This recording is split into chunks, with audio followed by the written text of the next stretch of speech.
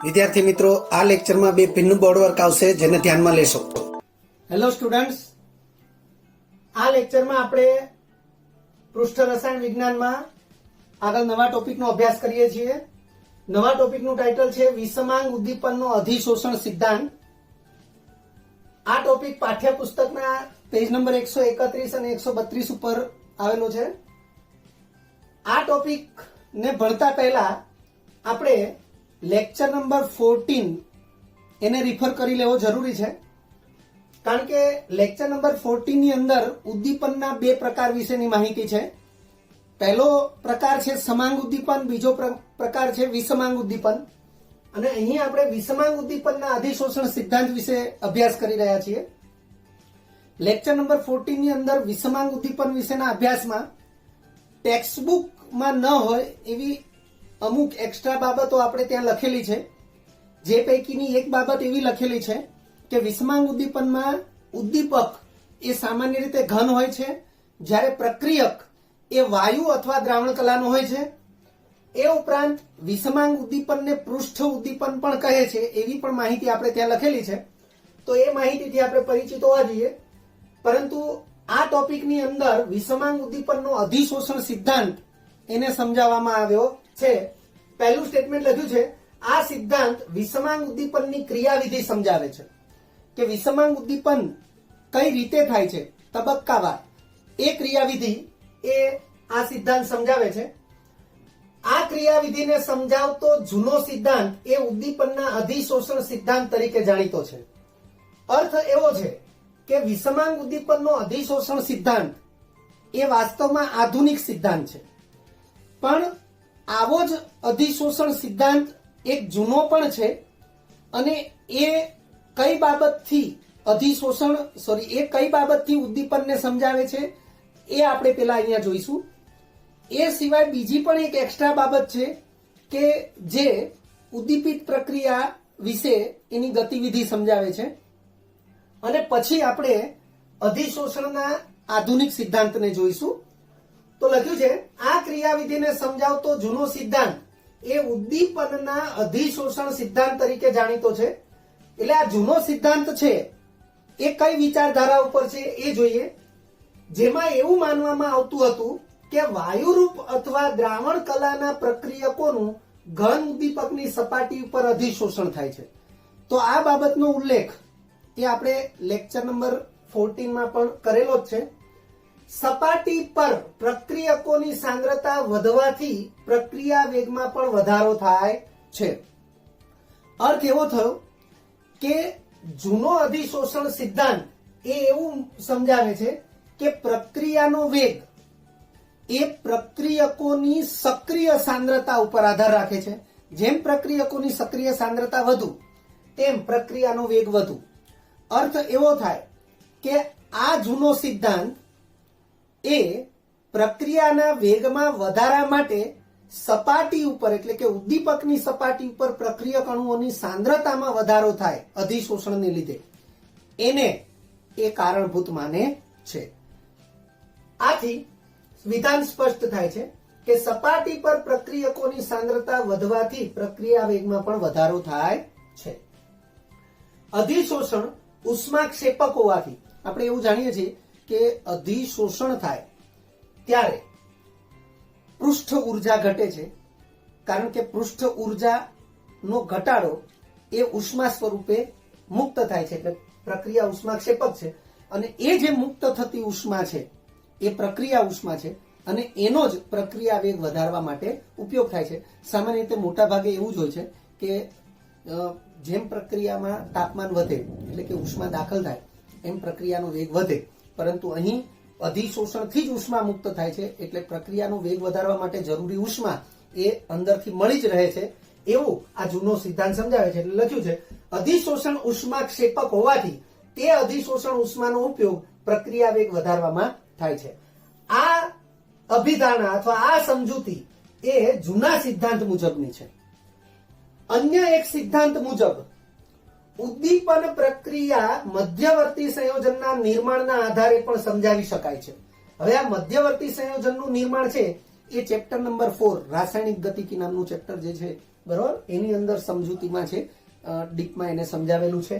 તેમ છતાં એક સિદ્ધાંત છે જૂનો સિદ્ધાંત, અને અન્ય એક સિદ્ધાંત છે એ ઉદ્દીપન પ્રક્રિયા એ મધ્યવર્તી સંયોજનના નિર્માણના આધારે પણ સમજાવી શકાય છે. અર્થ કે મધ્યવર્તી સંયોજનના નિર્માણનો સિદ્ધાંત એવું આપણે કહી શકીએ. એટલે આપણી પાસે આ બે સિદ્ધાંત થયા.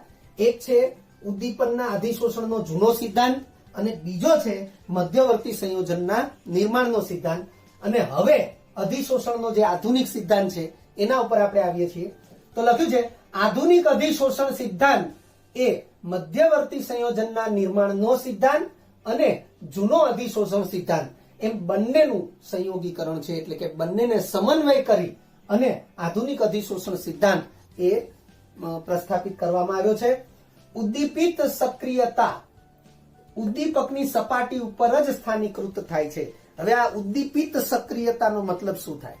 તો મેં હમણાં વાત કરી એમ જૂનો અધિશોષણ સિદ્ધાંત એવું સમજાવે છે કે દ્રાવણમાં પ્રક્રિયકની જે સાંદ્રતા છે એના આધારે પ્રક્રિયાનો વેગ વધતો નથી, પરંતુ ઉદ્દીપકની સપાટી ઉપર પ્રક્રિયક અણુઓ અધિશોષિત થાય અને ત્યાં ઉદ્દીપકની સપાટી ઉપર દ્રાવણની સાપેક્ષે જે સાંદ્રતા વધી છે એના કારણે પ્રક્રિયાનો વેગ વધ્યો છે. એટલે આ વિધાન એવું સમજાવે છે કે એવી જે ઉદ્દીપિત સક્રિયતા છે કે જે વાસ્તવમાં પ્રક્રિયાના વેગના વધારા માટે જવાબદાર છે, એવી સક્રિયતા એને ઉદ્દીપિત સક્રિયતા કહેવાય. એટલે ઉદ્દીપિત સક્રિયતા એ ઉદ્દીપકની સપાટી ઉપર સ્થાનીકૃત થયેલી હોય છે, દ્રાવણમાં એટલે કે બાકીના પ્રણાલીના બાકીના વિસ્તારમાં એ હાજર હોતી નથી, કારણ કે તે સાંદ્રતા એ પ્રક્રિયાના વેગ માટે જવાબદાર નથી. ઉદ્દીપકની સપાટી ઉપર જે પ્રક્રિયક અણુઓ અધિશોષિત થયા છે અને ત્યાં જે સાંદ્રતા વધી છે એ સાંદ્રતા એ વાસ્તવમાં પ્રક્રિયા માટે સક્રિય સાંદ્રતા છે, પ્રક્રિયાના વેગ માટે સક્રિય સાંદ્રતા છે. એટલે અહીં લખ્યું છે ઉદ્દીપિત સક્રિયતા એટલે પ્રક્રિયાના વેગમાં વધારા માટે જે સક્રિય સાંદ્રતા છે એ સાંદ્રતા. એટલે ઉદ્દીપિત સક્રિયતા એ ઉદ્દીપકની સપાટી ઉપર સ્થાનીકૃત થાય છે. આ ક્રિયાવિધિના 5 સોપાન છે. એટલે કે આધુનિક અધિશોષણ સિદ્ધાંત જે છે વિષમાંગ ઉદ્દીપનનો આધુનિક અધિશોષણ સિદ્ધાંત એની ક્રિયાવિધિના 5 સોપાન છે. ઘણી વખત પરીક્ષામાં તમને ફક્ત 5 સોપાન જ પૂછશે, તો તમારે ફક્ત 5 સોપાન જ લખવાના થશે. પહેલું છે પ્રક્રિયકોનું ઉદ્દીપકની સપાટી તરફ પ્રસરણ. હવે આ જે બાબત છે એ બાબતને આપણે આવી રીતે સમજી શકીએ. આખી પ્રણાલીમાં પ્રક્રિયક અણુઓ હાજર છે અને એ જ પ્રણાલીમાં ઘન ઉદ્દીપક પણ હાજર છે. ઘન ઉદ્દીપક એટલા માટે કારણ કે વિષમાંગ ઉદ્દીપન છે, એટલે ઘન ઉદ્દીપકની સપાટી ઉપર પ્રક્રિયક અણુઓને અધિશોષિત થવું પડે અને તો જ ઘન ઉદ્દીપકની સપાટી ઉપર પ્રક્રિયક અણુઓની સાંદ્રતા વધે, સંપર્ક વધે અને તેથી પ્રક્રિયાનો વેગ વધે. પણ અધિશોષિત થવા માટે પ્રક્રિયક અણુઓને પ્રક્રિયા મિશ્રણમાંથી એટલે કે પ્રણાલીના દ્રાવણમાંથી કે પ્રણાલીમાંથી અધિશોષકની સપાટી તરફ એ આગળ વધવું પડે અને ત્યારે એ અધિશોષકની સપાટી ઉપર પ્રસ્થાપિત થઈ શકે. એટલે લખ્યું છે પ્રક્રિયકોનું ઉદ્દીપકની સપાટી તરફ પ્રસરણ થવું. એ પ્રસરણ થવું એ પહેલું સ્ટેપ છે અને એ પ્રસરણ થાય એટલે એ સપાટી તરફ ગતિ કરે અને પછી સપાટી ઉપર એ થોડો સમય માટે મૂવમેન્ટ કરશે, હિલચાલ કરશે અને અધિશોષક સ્થાન ઉપર જ અધિશોષણ પામશે. એટલે આપણે એમ કહી શકીએ કે પ્રસરણ થવું એનો મતલબ સપાટી તરફ જવું અને સપાટી પર પોતે મૂવમેન્ટ લેવી, યોગ્ય અધિશોષક સ્થાન ઉપર જ અધિશોષણ થાય એવી જગ્યા ઉપર પ્રસ્થાપિત થાય એના માટે પોતે સેટ થશે. બીજા નંબરે લખ્યું છે ઉદ્દીપકની સપાટી ઉપર પ્રક્રિયક અણુઓનું અધિશોષણ થવું. કારણ કે એ સપાટી ઉપર યોગ્ય અધિશોષક સ્થાન છે અને એ અધિશોષક સ્થાન ઉપર જ પ્રક્રિયક અણુનું અધિશોષણ થશે. એટલે પ્રસરણ બાદ હવે એ અધિશોષક સ્થાન ઉપર એ અધિશોષિત થવા માટે સેટ થયેલું છે. એટલે હવે સેકન્ડ સ્ટેપમાં એ ત્યાં શું થઈ જશે? અધિશોષિત થઈ જશે. એટલે લખ્યું છે ઉદ્દીપકની સપાટી ઉપર પ્રક્રિયક અણુઓનું અધિશોષણ થવું. ત્રીજા નંબરે લખ્યું છે મધ્યવર્તી સંયોજનના નિર્માણ દ્વારા ઉદ્દીપકની સપાટી ઉપર રાસાયણિક પ્રક્રિયાનું થવું. એટલે કે રાસાયણિક પ્રક્રિયા શરૂ થાય છે, જૂના બંધ તૂટવા અને નવા બંધ બનવા એ રાસાયણિક પ્રક્રિયાની બેઝિક લાક્ષણિકતા છે. આ બે લાક્ષણિકતાઓ ન થાય તો રાસાયણિક પ્રક્રિયા શક્ય નથી. એટલે અહીંયા લખ્યું છે મધ્યવર્તી સંયોજનના નિર્માણ દ્વારા ઉદ્દીપકની સપાટી ઉપર રાસાયણિક પ્રક્રિયાનું થવું. આ મુદ્દો જે છે એ આ મધ્યવર્તી સંયોજનના નિર્માણ વાળો જે સિદ્ધાંત છે એનો પણ સમાવેશ કરે છે. તો ફરીથી ત્રીજા નંબરે મધ્યવર્તી સંયોજનના નિર્માણ દ્વારા ઉદ્દીપકની સપાટી ઉપર રાસાયણિક પ્રક્રિયાનું થવું. કારણ કે ઉદ્દીપકની સપાટી ઉપર બે ભિન્ન પ્રક્રિયક અણુઓનું અધિશોષણ થયું તો એ બે ભિન્ન પ્રક્રિયક અણુઓ હવે એકબીજાના સંપર્કમાં આવ્યા, એના જૂના બંધો તૂટે અને નવા બંધ રચાય. એ દરમિયાનની જે સ્થિતિ છે એને મધ્યવર્તી સંયોજનની સ્થિતિ કહેવાય. અને એ મધ્યવર્તી સંયોજન એ ક્યારેય સ્થાયી હોતું નથી. એ પ્રક્રિયક પણ ન કહેવાય, એ નિપજ પણ ન કહેવાય. એ એક મધ્યવર્તી અવસ્થા છે અને એ અવસ્થા જે છે એ સ્થાયી નથી, અતિ અસ્થાયી છે. એની ઉર્જા ઘણી ઊંચી છે. એટલે એ મધ્યવર્તી સંયોજન એને મધ્યવર્તી સંકીર્ણ પણ કહી શકાય છે. તો લખ્યું છે મધ્યવર્તી સંયોજનના નિર્માણ દ્વારા ઉદ્દીપકની સપાટી ઉપર રાસાયણિક પ્રક્રિયાનું થવું. આ રાસાયણિક પ્રક્રિયાનું થવું એનો અર્થ કે જૂના બંધો તૂટવા અને નવા બંધો બનવા.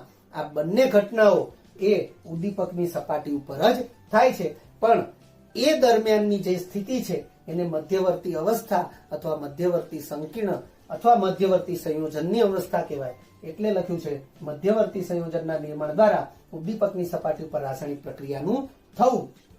ચોથા નંબરે છે ઉદ્દીપકની સપાટી પરથી પ્રક્રિયા નિપજનું અપશોષણ થવું અને તેથી નવા પ્રક્રિયક અણુઓના અધિશોષણ માટે ફરીથી સપાટી પ્રાપ્ત થવી કે જેથી વધુ પ્રક્રિયા થઈ શકે. તો આ એક સરળ બાબત છે કે હવે અહીં પ્રક્રિયક અણુઓનું અધિશોષણ થયું, જૂના બંધો તૂટ્યા, નવા બંધ બન્યા, નિપજો પણ બની ગઈ. પણ હવે એ નિપજો અધિશોષિત અવસ્થામાં નહીં રહે, અપશોષિત થશે. એટલે એ સ્થાન ખાલી થશે. એ સ્થાન ખાલી થશે એટલે નવા પ્રક્રિયક અણુઓ માટે એ અધિશોષણ માટે અવેલેબલ થશે, પ્રાપ્ય થશે. અને તેથી નવા પ્રક્રિયક અણુઓ ત્યાં અધિશોષિત થઈ અને નવી પ્રક્રિયા વધુ આગળ થઈ શકે છે. પાંચમા નંબરે અપશોષિત થયેલી પ્રક્રિયા નિપજનું ઉદ્દીપકની સપાટીથી દૂર તરફ પ્રસરણ થવું. કારણ કે આ જે છે એ અધિશોષકની સપાટી છે, ઘન અધિશોષકની સપાટી, એના તરફ પ્રક્રિયક અણુઓનું પ્રસરણ થવું જોઈએ. એટલે અપશોષિત થયેલી નિપજ એ જો ઉદ્દીપકની સપાટીની આજુબાજુના જ વિસ્તારમાં રહેશે તો દ્રાવણમાંના અથવા પ્રણાલીમાંના બાકીના પ્રક્રિયક અણુઓને સપાટીની નજીક પ્રસરવા માટે અવકાશ મળશે નહીં. એટલે પાંચમા મુદ્દાની અંદર સ્પષ્ટીકરણ કર્યું છે કે અપશોષિત થયેલી પ્રક્રિયા નિપજો એ સપાટીની આજુબાજુના વિસ્તારમાં ન રહેતા સપાટીથી દૂર તરફના વિસ્તારમાં પ્રયાણ કરે છે. લખ્યું છે કે પ્રક્રિયા નિપજનું ઉદ્દીપકની સપાટીથી દૂર તરફ પ્રસરણ થવું. એ દૂર તરફ પ્રસરણ થશે એટલે સપાટીનો આજુબાજુનો વિસ્તાર પણ ખાલી થશે, જ્યાં પ્રક્રિયક અણુઓ એ સપાટીની નજીક સંપર્કમાં આવી શકશે અને ફરીથી આ પેલા મુદ્દાનું પાલન કરી શકશે. આમ વિષમાંગ ઉદ્દીપનના આધુનિક અધિશોષણ સિદ્ધાંતના 5 સોપાન આ પ્રમાણે આપણે સમજી શકીએ છીએ. બીજા બોર્ડવર્કમાં થિયરીમાં આગળ વધીએ છીએ. ઉદ્દીપકના અંદરના જથ્થાની સાપેક્ષે સપાટી ઉપર મુક્ત સંયોજકતા ધરાવતા અણુઓની સંખ્યા વધારે હોય છે. આ મુક્ત સંયોજકતા ધરાવતા અણુઓ એનો મતલબ થાય સક્રિય અણુઓ. એ અગાઉ આપણે અધિશોષણ માટે કારણભૂત પરિબળની ચર્ચા કરેલી છે. ત્યારે આપણે સમજાવેલું છે કે ઉદ્દીપક અથવા અધિશોષક એના અંદરના જથ્થાના જે કણો અથવા અણુઓ છે એ બધી જ દિશાએથી સંતુલિત બળો વડે ઘેરાયેલા હોય છે. પરંતુ સપાટીના જે અણુઓ અથવા કણો છે એ અસંતુલિત બળોની અસર હેઠળ હોય છે અને માટે સપાટી પરના જે અણુઓ અથવા કણો છે એને મુક્ત સંયોજકતા ધરાવતા અણુઓ અથવા સક્રિય અણુઓ તરીકે ઓળખવામાં આવે છે.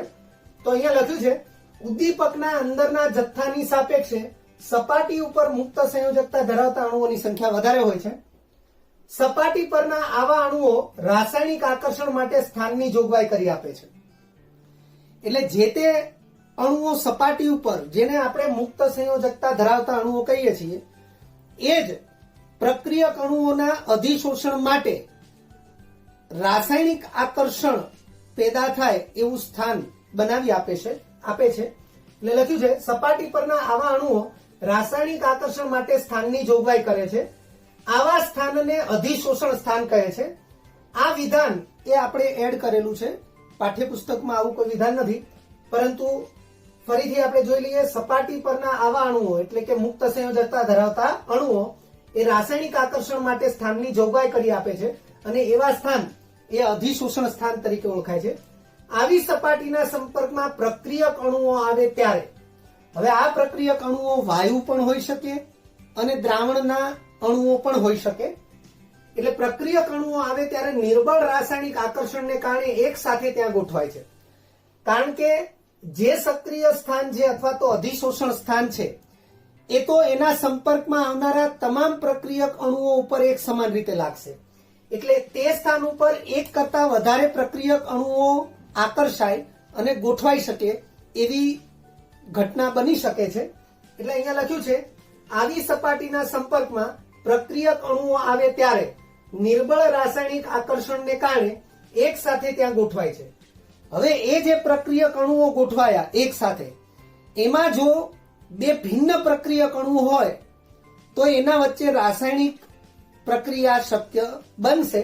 એટલે લખ્યું છે જો બે ભિન્ન પ્રક્રિયક અણુઓ બાજુમાં અધિશોષિત થયેલા હોય એટલે કે પાસેના સ્થાનમાં અધિશોષિત થયેલા હોય તો તેઓ એકબીજા સાથે રાસાયણિક પ્રક્રિયા કરે છે. એટલે આ રાસાયણિક પ્રક્રિયા જે છે એમાં જૂના બંધો તૂટવા અને નવા બંધો બનવા, આની વચ્ચેની જે પરિસ્થિતિ હાજર હોય અથવા સર્જાય એ પરિસ્થિતિ એ રાસાયણિક પ્રક્રિયા કરે છે એના સંદર્ભમાં આપણે સમજીશું. એટલે કે મધ્યવર્તી સંયોજન બનવા સહિતની સ્થિતિ એ રાસાયણિક પ્રક્રિયા કરે છે એમાં આવી જશે, એમાં સમાવેશ થઈ જશે. એટલે લખ્યું છે જો બે ભિન્ન પ્રક્રિયક અણુઓ બાજુમાં એટલે કે પાસેના સ્થાનમાં અધિશોષિત થયેલા હોય તો તેઓ એકબીજા સાથે રાસાયણિક પ્રક્રિયા કરે છે. અર્થ કે તેઓના જૂના બંધો તૂટે છે અને તેઓની વચ્ચે નવા બંધો બનવાની ઘટના બને છે, એટલે કે રાસાયણિક પ્રક્રિયા કરે છે, જેથી નવા અણુઓનું નિર્માણ થાય છે.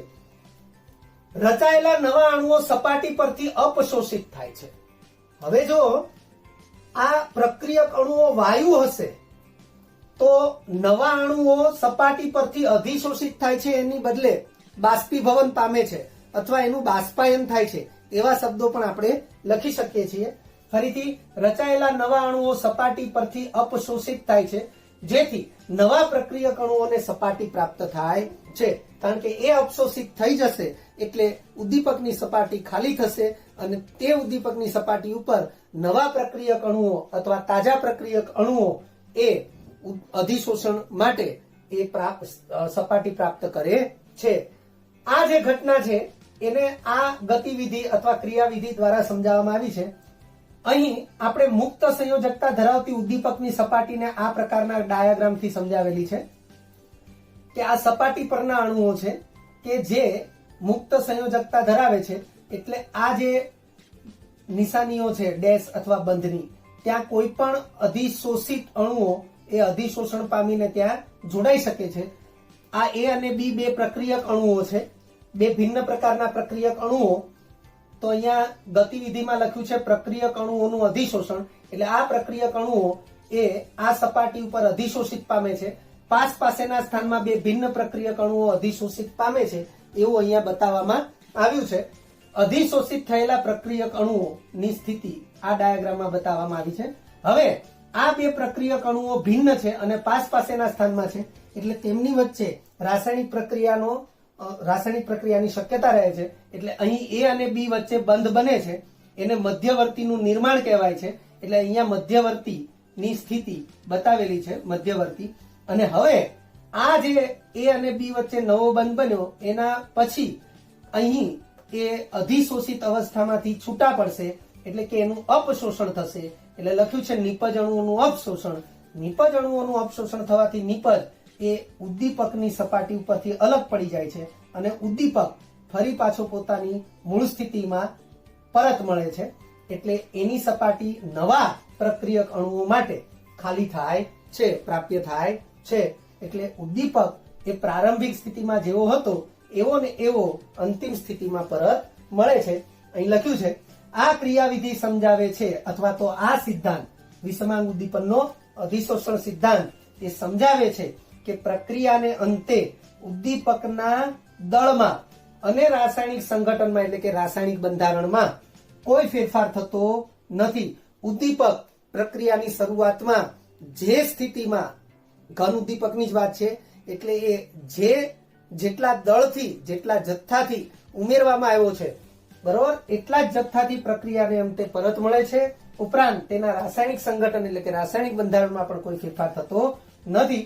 તેમજ ઉદ્દીપકનું અલ્પ પ્રમાણ પણ અસરકારક હોય છે કારણ કે ઉદ્દીપક પ્રક્રિયામાં ક્યાંય વપરાઈ જતો નથી. ઉદ્દીપક પ્રક્રિયામાં વપરાય છે પણ વપરાઈ જતો નથી. ઉદ્દીપક એ પ્રક્રિયા થવા માટે ફક્ત પોતાની સપાટી જ પૂરી પાડે છે. પ્રક્રિયાની શરૂઆતમાં પ્રક્રિયક અણુઓ અધિશોષિત થઈ મધ્યવર્તીના નિર્માણ પછી નિપજ અણુઓનું અવશોષણ થાય એટલે ઉદ્દીપક પોતાની મૂળ સ્થિતિમાં પરત મળી જાય છે. નવા પ્રક્રિયક અણુઓ માટે સપાટી ફરી પ્રાપ્ત થાય છે એટલે નવા પ્રક્રિયક અણુઓ એ ફરીથી ઉદ્દીપકની સપાટી ઉપર અધિશોષિત થઈ અને એ ગતિવિધિને ચાલુ જ રાખે છે. ઉદ્દીપક પ્રક્રિયામાં ક્યાંય વપરાઈ જતો નથી એટલે લખ્યું છે દળમાં અને રાસાયણિક સંગઠનમાં કોઈ ફેરફાર થતો નથી અને અલ્પ પ્રમાણ પણ ઘણું અસરકારક હોય છે. અહીં આપણે એક સ્પષ્ટતા બીજી પણ કરીએ. ઉદ્દીપક એ રાસાયણિક પ્રક્રિયામાં તત્વયોગમિતીય પ્રમાણથી ક્યારેય વપરાતો નથી. અહીં આ છેલ્લું વિધાન છે એ વિષમાંગ ઉદ્દીપનના અધિશોષણ સિદ્ધાંતની મર્યાદા છે. લખ્યું છે અહીં પ્રવર્ધક એટલે કે ઉદ્દીપકીય પ્રવર્ધક અને વિષ એટલે કે ઉદ્દીપકીય વિષ ના કાર્યને સમજાવી શકાતું નથી. એટલે કે વિષમાંગ ઉદ્દીપનના અધિશોષણ સિદ્ધાંત દ્વારા ઉદ્દીપકીય પ્રવર્ધક અને ઉદ્દીપકીય વિષ ના કાર્યને સમજાવી શકાતું નથી. જે વિષમાંગ ઉદ્દીપનના અધિશોષણનો જે સિદ્ધાંત છે એની મર્યાદા છે. વિદ્યાર્થી મિત્રો, જો તમને આ વિડીયો લેક્ચર ગમ્યો હોય તો લાઇક આપજો, શેર કરજો અને સબસ્ક્રાઇબ પણ કરજો. અગાઉની થિયરીનું રિવિઝન અને પાઠ્યપુસ્તકનું વાંચન કરતા રહેજો. આ થિયરી અંગે કોઈ પણ ડિફિકલ્ટી હોય તો મને વોટ્સઅપ કરી શકાય. આભાર. ફરી મળીશું નવા વિડીયો લેક્ચરમાં.